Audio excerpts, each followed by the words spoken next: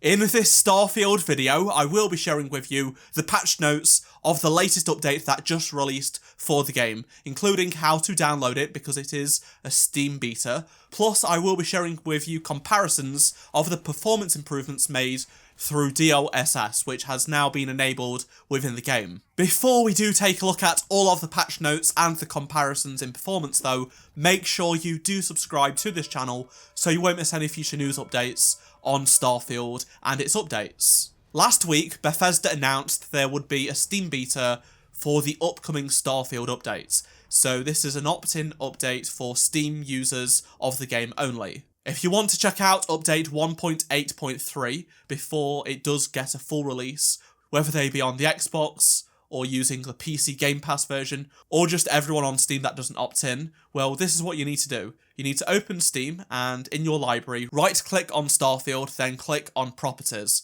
This pop-up will have a list on the left-hand side, and you'll see the word betas. Click here, where it says betas, then click on the drop-down and select beta.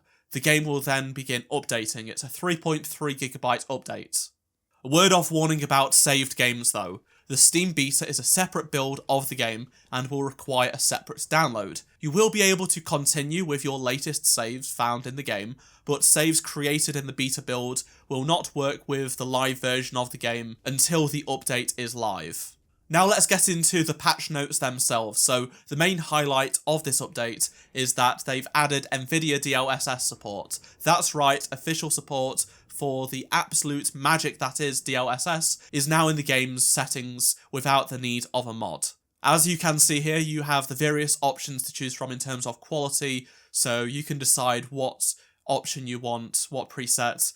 This includes the option for DLAA, Deep Learning Anti-Aliasing. They've also added NVIDIA Reflex low latency, which is great. I always turn on plus boost, so if that's something you do, definitely turn that on. They've also included DLSS frame generation for 40 series cards that support it. I don't have a 40 series card, so I can't show this in this video.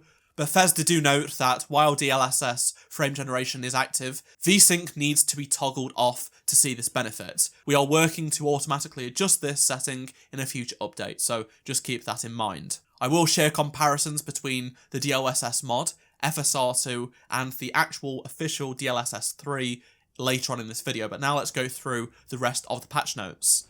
So they've now added the ability to ingest food and drink items upon finding them in the environment. You can see here pressing X just simply lets you eat them or drink them.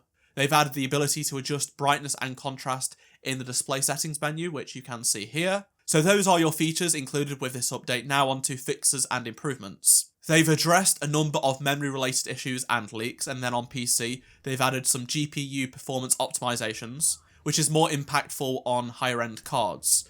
Another thing they've improved on PC is the renderer threading model to improve CPU usage, mostly on higher-end systems, plus some various stability and performance improvements overall. In terms of gameplay, they've adjusted stealth to be a bit more forgiving. They've also fixed a bunch of issues, such as an issue where Andreja's head would stay permanently cloaked. There was an issue where players couldn't actually fire their weapons, well that has now been fixed, as well as where some NPCs could be seen not wearing clothes. Overall, they've just improved various parts of the gameplay, because these issues just should not be happening. In terms of graphics, they've optimized the initial shader compilation that occurs when you do start up the game, and addressed an issue where ambient occlusion did appear incorrectly on ultra-wide resolutions. Then we have some additional display settings, so you can now adjust the brightness and contrast in the display settings menu, plus you can also change HDR brightness as well. It's only on Xbox and Windows 11. I don't currently run Windows 11, so I can't actually show that right now, even though I have a HDR display, but yeah, that's just a little bit annoying, but regardless. They fixed some issues regarding the FOV slider, and some of the appearances of the eyes on the various crowd characters, so hopefully some people will be happy with how they have improved the NPCs that we see throughout the game. Next up are quests, because they've fixed a bunch of issues, so you can see here just that a bunch of these quests have now been fixed to actually work in terms of progression and things like that. For example, all money that can buy, they fixed an issue where players couldn't sit during the negotiation with Musgrove. For the Eye of the Storm quest, they fixed an issue where players' quest progression could potentially be blocked due to a missing docking prompt. Let's now compare the frame rates between the official DLSS support that has been added to the DLSS mod and FSR2. So as you can see here on screen with this comparison that I'm performing in an identical test in New Atlantis, there is about a 5 to 10 FPS improvement between when using the official DLSS version and not the mod. You're looking at about the same as well between the FSR2 and DLSS supports, so it's definitely better all round. Definitely turn this on if you do have a graphics card that supports it.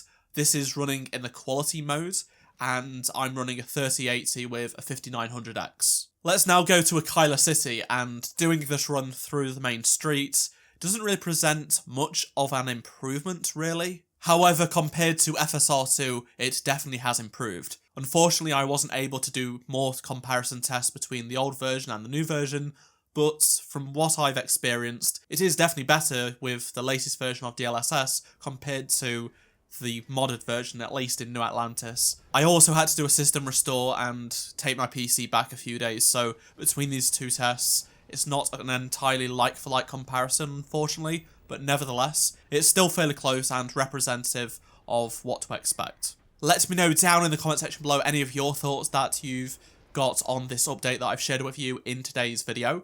Hopefully this patch does not take too long to come out of beta, so everyone can experience it, whether they be on Xbox or PC. If you enjoyed this video and learned something new, please do drop a like to help support the channel, subscribe so you don't miss any future news updates on Starfield, and if you did miss any of my previous videos, click on the playlist on screen right now, and I shall see you in my next video. Goodbye.